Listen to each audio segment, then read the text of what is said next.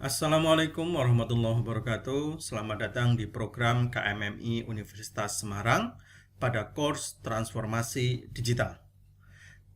Pada video pertama ini, kita akan membahas mengenai perkembangan teknologi dan informasi, khususnya dalam rangka transformasi digital. Perkenalkan, saya Khairuddin untuk pengajar pada materi ini. Nah, coba Anda perhatikan gambar berikut. Kalau Anda lihat gambar ini, ada beberapa kata yang cukup beragam ya, yang mungkin Anda kenal atau tidak. Ada informasi, ada storage, ada teknologi, ada big data ya, yang sering disampaikan oleh Presiden Joko Widodo. Kemudian ada proses research, ada software, ada government, dan lain sebagainya. Apakah ini? Ini adalah kumpulan kata-kata yang kalau kita coba kumpulkan ya, ini tweet dari Twitter, kita transformasikan ke dalam suatu infografis atau dalam bentuk gambar tentang apa saja sih keyword yang bisa kita peroleh ketika kita berbicara mengenai perkembangan IT ataupun transformasi digital. Ketika kita berbicara mengenai transformasi digital atau perkembangan IT, tentunya kita akan berbicara mengenai informasi, teknologi, storage, analisis, software, dan lain sebagainya. Tentunya yang namanya perkembangan teknologi informasi tidak jauh dari informasi itu sendiri ya, di mana informasi yang tadinya dalam bentuk teks tertulis ataupun tercetak, sekarang informasi menjadi jauh lebih mudah untuk kita akses, untuk kita peroleh, dan lain sebagainya. Tentunya dengan bantuan teknologi. Nah, kalau kita lihat apalagi storage ini penyimpanan ya, semisal kalau Anda coba perhatikan, Anda semisal pengguna, Anda punya flash disk, Anda punya hard disk, dan lain sebagainya, yang mulai ukurannya dulu berapa megabyte, berapa giga, sekarang berapa tera, dan lain sebagainya.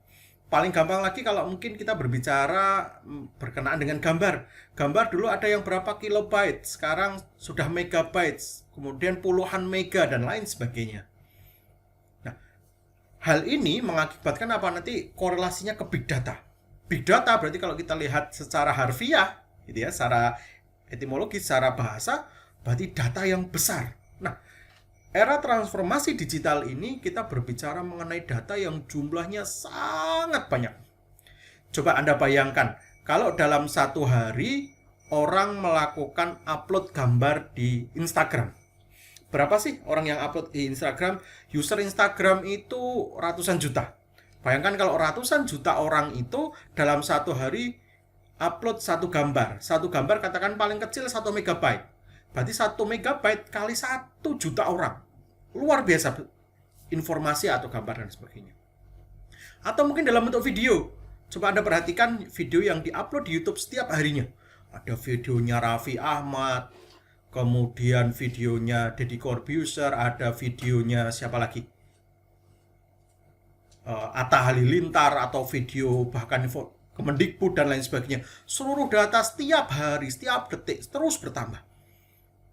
Ini adalah bentuk daripada salah satu transformasi digital atau information technology. Nah, coba Anda lihat gambar berikut. Ini adalah bentuk beberapa perangkat-perangkat teknologi dari masa ke masa. Mungkin Anda pernah mengenal mesin ketik. Kemudian Anda kenal personal komputer PC ya. Ini di kantor-kantor. Bentuknya yang seperti ini. Kemudian Anda berkenal dengan cloud computing, Anda pakai laptop. Mulai berubah, sudah ada laptop, komputer, kemudian ada internet. Ya. Kemudian sekarang eranya adalah era smartphone, di mana setiap orang itu punya komputer di dalam kantongnya. Tidak tanggung-tanggung. Mungkin setiap orang yang ada di sebelah Anda, atau bahkan Anda sendiri, punya lebih daripada satu device. Ada mungkin saya kira dari Anda, satu orang punya satu HP, smartphone, atau bahkan 2 atau 3. Belum lagi kalau ditambah dengan laptop dan perangkat IT lainnya. Smartwatch, Anda punya? Itu perangkat IT juga, information technology. Artinya apa? Sekarang kita ini berada di era sangat, ada bilang orang ketergantungan dengan teknologi. Ada orang yang mengatakan bahwa kita kalau nggak bawa dompet itu aman, bisa ngutang. Tapi kalau kita ketinggalan handphone kita, smartphone kita, rata-rata dari kita mati gaya. Nggak tahu mau WA siapa, nggak tahu mau kontak siapa, bingung.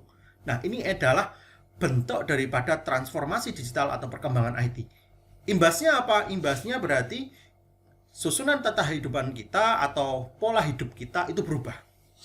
Ya, apa-apa serba gadget. Orang sekarang cashless, jarang bawa uang cash ya. Cukup taruh di OVO atau ShopeePay ataupun GoPay dan lain sebagainya. Ya. Pulsa tidak lagi penting. Sekarang yang paling penting pakai data. Pakai data nggak penting Pak, yang penting wifi gratis. Macam-macam. Jadi ini adalah bentuk transformasi digital di mana kita tidak ada kunci dalam proses transformasi digital atau perkembangan IT yang sangat pesat ini adalah internet. Jadi internetlah yang menjadikan penyebab utama kenapa transformasi digital ini berkembang sangat pesat. Bayangkan kalau koneksi Anda lemot, Anda akan mati gaya, akan muring-muring, akan marah-marah. Ini kenapa lemot dan lain sebagainya. Tapi kalau ketika koneksi Anda lancar, Anda bisa dapat informasi apapun yang Anda inginkan. Contoh, ini perkembangan transformasi digital juga kalau Anda pengguna smartphone Android ya, entah Anda pengguna Android atau Anda pengguna macOS atau iOS ataupun Anda pengguna platform yang lain, Anda bisa lihat. Ini contoh perkembangan transformasi digital juga. Secara teknologi ada perkembangan handphone atau smartphone Android. Sekarang kalau kita mau lihat, mau kita jujur, hampir semua platform yang ada atau hampir di sebagai sektor ya, Android ini hampir menguasai di beberapa platform. Handphone, siapa sih yang dulu tidak kenal Symbian OS? Hancur, digantikan oleh Android. Samsung yang dulu kuat dengan Symbian iOS-nya, sekarang berganti dengan Android. TV cerdas, platformnya sekarang Android. Smartwatch, Android. Perkembangannya pun sangat pesat dari versi 1, Cupcake, sampai versi sekarang yang terbaru ya, Lollipop, Marshmallow, kemudian Nugget dan seterusnya. Mungkin akan berkembang terus dan seterusnya. Ini bentuk transformasi perubahan. Nah, coba Anda perhatikan juga ilustrasi gambar berikut. Nah, ini adalah beberapa bentuk penggunaan transformasi digital. Paling gampang CCTV. Kalau kita lihat di segala sudut di kota-kota besar khususnya ya, Jakarta, Semarang, Surabaya, dan lain sebagainya, hampir semua perangkat atau di sudut-sudut jalan terpapar atau terpasang CCTV. Untuk apa? Untuk memantau. Bahkan di rumah-rumah sekarang dipasang CCTV yang bisa diakses dari jarak jauh. Ini konsep IoT. Kemudian solar charger gitu ya. Bentuk baterai juga melalui transformasi. Kemudian virtual reality. Kemudian kalau Anda yang pecinta olahraga pasti Anda kenal VAR ya. Oh, ngecek gol atau tidak. Kalau dalam badminton bulu tangkis ada Hawkeye. Ini teknologi yang digunakan dalam rangka perkembangan atau kemajuan IT. Game termasuk ya. Kalau Anda pengguna PS, kebetulan saya juga pecinta PS gitu ya. Perkembangannya luar biasa.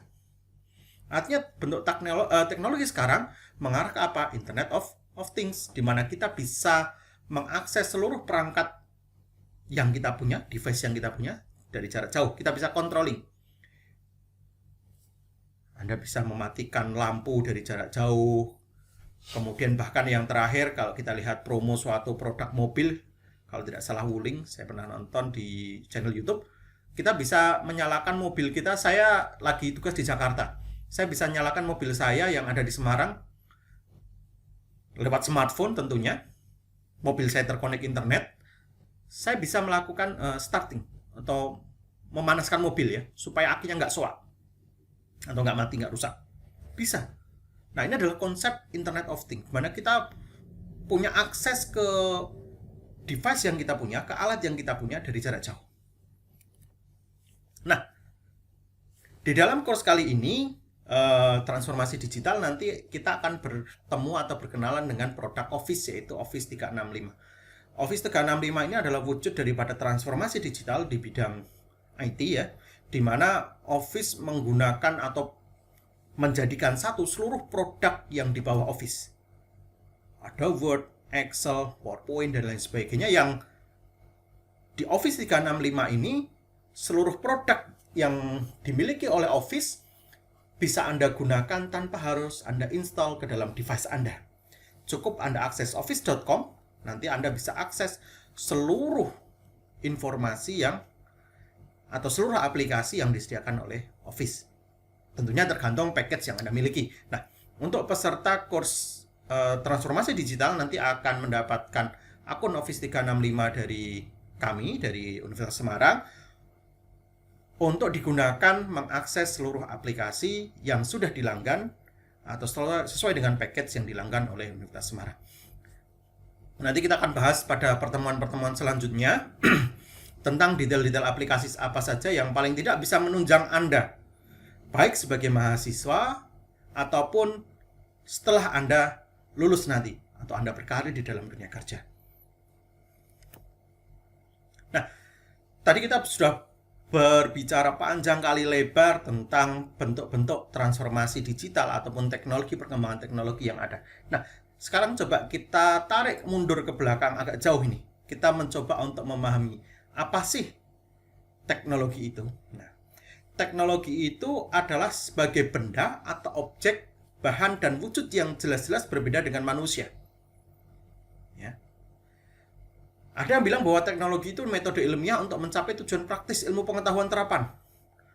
Ada yang bilang teknologi itu seluruh sarana untuk menyediakan barang-barang yang diperlukan bagi kelangsungan dan kenyamanan hidup manusia. Ini berdasarkan KBBI tahun 90.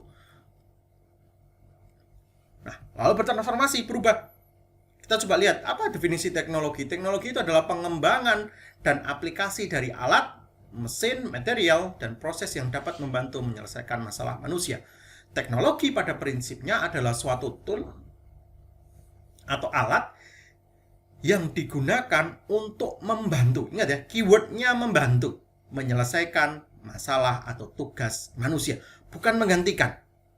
Ini yang kadang-kadang banyak orang menurut saya punya tafsir yang berbeda bahwa teknologi itu jangan sampai menggantikan manusia. Kalau teknologi menggantikan manusia, berarti manusia bisa punah. Ya. Anda kalau masih ingat ada film Wall-E, coba nanti di searching film Wall-E. Film Wall-E itu bercerita tentang ketika teknologi itu menguasai manusia dan manusia terlalu bergantung pada teknologi, manusianya jadi kecil, dia tidak bisa jalan. Apa-apa proses cukup dengan tepuk tangan atau kayak Thanos ya, cukup tik gitu aja, Anda pakai jari Anda, seluruh informasi, seluruh data akan muncul. Seluruh perintah Anda akan diterjemahkan. Memang sekarang teknologi masih mengarah ke situ. Dengan teknologi artificial intelligence ya, AI. Tapi pada prinsipnya teknologi itu bukan dalam rangka untuk mengganti manusia, tetapi membantu manusia dalam menyelesaikan masalah dan tugas yang diembannya. Tentunya manusianya juga harus berubah.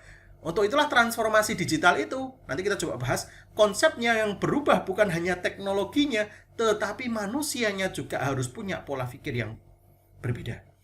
Nah, teknologi dalam pengertian lain adalah proses meningkatkan nilai tambah. Nih ya, jadi kenapa teknologi membantu? Karena dia dalam rangka meningkatkan nilai tambah, meningkatkan produktivitas, meningkatkan keakuratan, dan lain sebagainya. Dalam menghasilkan suatu produk yang dihasilkan tidak terpisah dari produk lain yang telah ada. Ya. Nah, lantas kalau itu teknologi ya berarti intinya adalah bagaimana kita meningkatkan produktivitas atau nilai tambah suatu hal. Nah, lantas bagaimana dengan informasi? Informasi menurut Sutabri adalah hasil pemrosesan atau manipulasi atau penataan dari sekelompok data yang mempunyai nilai pengetahuan bagi penggunanya. Nah, informasi itu adalah hasil dari apa? Data. Dari data yang banyak jumlahnya diolah, diproses, dimanipulasi, jadilah suatu informasi. Ini jadi penting ya. Nanti di materi etika kita juga bahas. Ketika seseorang memperoleh, si A seperti ini. Anda memperoleh informasi ya, dia bilang memperoleh informasi. Informasi diolah, maka statusnya dia akan nanti jadi data. Ketika data atau informasi ini Anda compile menjadi pengetahuan baru, nanti jadi informasi. Ya. Jadi informasi adalah pemrosesan atau manipulasi atau penataan dari sekelompok data yang mempunyai nilai pengetahuan, punya value. Ya. Tentunya informasi ini tergantung ya. Informasi ini bisa jadi sangat mahal, punya value yang sangat tinggi kalau diberikan pada orang yang tepat. Kan gitu ya. Nah, ini kira-kira bentuk informasi-informasi itu nanti kalau dalam taraf yang lebih tinggi lagi bisa ditarik menjadi suatu dashboard. Tujuannya untuk apa? Untuk membantu. Bantu lagi ya, informasi diolah kemudian menjadi suatu dashboard, menjadi suatu pengetahuan yang digunakan untuk membantu manusia mengambil suatu keputusan. Balik lagi, karena datanya sangat banyak, informasinya sangat banyak, beragam, maka di beberapa case harus digunakan overview.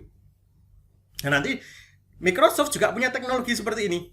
Data yang kita punya dalam bentuk tabel atau Excel, kita masukkan ke dalam suatu software yang nanti akan kita gunakan, namanya Power BI, yang akan menghasilkan dashboard. Dashboard ini nanti Anda bisa baca, oh ini informasi yang disedia.